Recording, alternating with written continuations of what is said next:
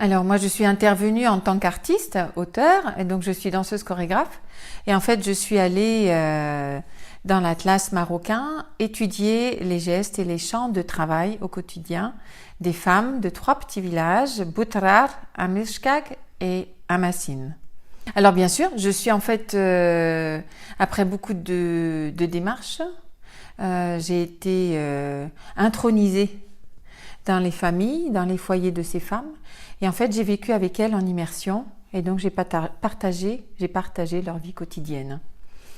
Et donc, dans ma posture de danseuse et de chercheuse, en fait, j'étais partie chercher l'origine du geste et du mouvement.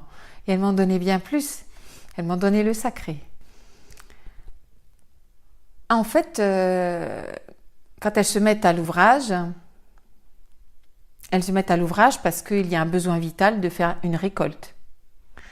La récolte de l'orge, parce que ça va être donc l'alimentation qui va les nourrir pendant 1 an, un cycle. Et donc, cette récolte est obligatoire et elle est vivement habitée, puisque ça appartient au registre de la survie.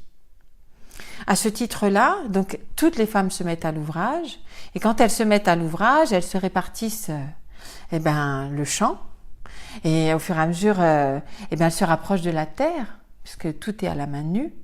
Et donc quand elles se mettent à faucher de la taille de leurs jambes et de leur hauteur aussi. Donc chaque geste de fauche est singulier à chacune. Et chaque geste de fauche va être à la vitesse du rythme de chaque femme.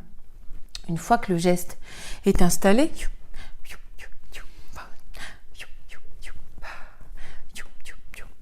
la gerbe d'orge est déposée de façon régulière, puisqu'elles avancent de façon régulière, elles ne s'arrêtent pas.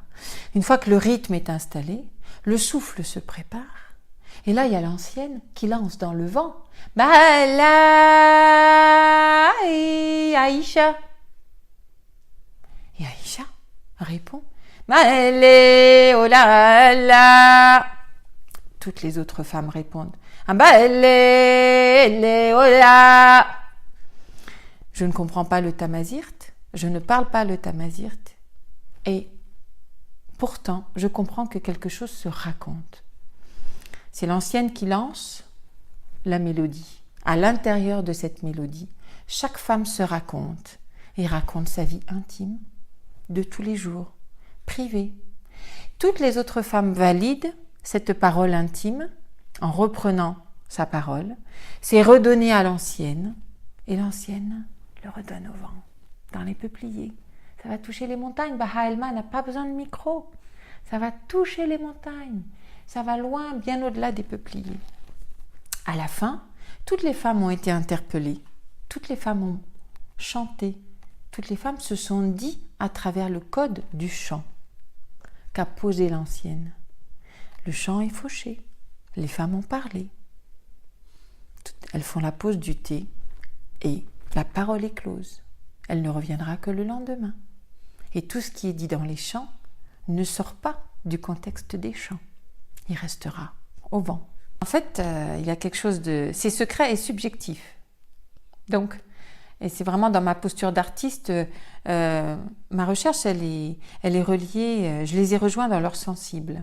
Je les ai rejoints dans leur secret intime. Je les ai rejoints dans leur créativité et on a communiqué dans leur création au quotidien.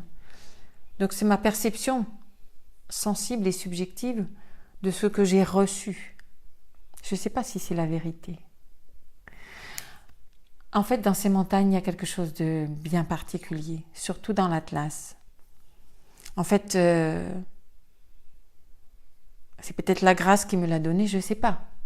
Je l'ai juste ressenti dans mes cellules. Donc je le nomme ainsi.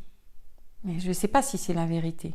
Et quand Hra, la dernière femme nomade de Boutarar, m'a emmenée dans sa montagne, et qu'après un long temps de marche, mon souffle à moi s'était transformé et que mon corps s'était modelé. C'est comme si elle me proposait une marche de préparation Elle me mettait en préparation. Le vent commençait à arriver. Elle se jetait au sol vers quelques petits morceaux de thym, parce qu'il n'y en a plus aujourd'hui. Il y a beaucoup moins de thym qu'avant. Donc elle avait ce morceau de thym qu'elle sent, comme si c'était une pépite d'or. Il n'y a plus beaucoup de thym. C'est de ça dont elle vit. Et elle continuait de marcher. Et quand j'ai vu sa robe flotter dans le vent, et son fichu, son foulard, et qu'elle était loin, loin, loin, loin, et qu'elle se rapprochait de cette immensité de roches, et que nous étions tout petits, tout petits, tout petits. On avait la dimension macroscopique et microscopique en même temps. Et elle faisait partie du tout. Elle faisait partie du tout. Et au fur et à mesure que je me suis rapprochée, et je me suis aperçue, j'ai ressenti, moi, dans mon corps, dans mon cœur, dans tout mon être, j'ai ressenti qu'elle faisait corps avec la montagne. Elle était incorporée de cette roche. Et quand le vent s'est mis à souffler, c'était pas un vent de d'habitude, c'était un vent particulier. C'était un vent de ces roches rouges qui viennent de là. Et là, ça m'a enveloppée, ça nous a enveloppés. Et là, je dis là, ce vent-là, c'est un vent du sacré, c'est le souffle qui est venu à l'intérieur de moi remplir mon contenant, mon ventre de femme. Comme je dis, ce corps de danseuse que j'ai façonné pendant des années, sans savoir qu'un jour, il allait recevoir ce vent. Alors je l'appelle, oui, je l'appelle ce vent sacré, parce que c'est lui qui est venu m'habiter. Ce que je pense, c'est que qui a accès à ce qu'elle porte de sacré en elle? Qui sait? Je ne sais pas si elles sont dans la conscience de ce qu'elles portent et de ce qui les habite, parce qu'il suffit juste qu'elles soient, et c'est là, c'est inhérent à qui elles sont. Elles sont nées comme ça, avec ça. Et à chaque fois que je chante, quand il y a des personnes dans la salle qui sont amazigh, des femmes, et qui sont venues en ville faire des activités modernes, ça les replace. Ça les replace dans leur source, dans leurs origines. Et ce chant-là, il est juste là pour témoigner que cette culture et que ces femmes en particulier portent quelque chose d'important. Et en quoi c'est important? C'est parce qu'il faut qu'elles soient reconnues dans cette valeur-là. Elles n'ont pas besoin de... Je suis celle qui est la porte-parole de ces femmes pour dire aux autres, entendez ces femmes, regardez-les autrement. Elles ont beaucoup à nous apprendre, elles ont beaucoup à nous faire comprendre, elles ont tout en elles, elles sont reliées à la nature. Elles sont dans la générosité, la solidarité, mais elles sont reliées aux sources de la nature. Et c'est le féminin, parce que c'est un peuple qui est relié au cycle de la terre et de la lune, et que tout est relié à l'enfantement, que la création, elle se manifeste. Et tout se manifeste dans le tissage, la poterie. Mais pour moi, c'est la source. Pour moi, elles sont dépositaires de la source du féminin. Et je le dis avec une grande conviction, et en même temps, une grande prudence, mais intimement. Elles sont dépositaires de la source du féminin.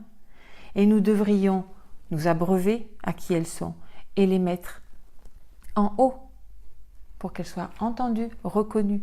Il faut leur donner la parole parce qu'elles ont besoin d'une vraie reconnaissance et une vraie place économique et sociale.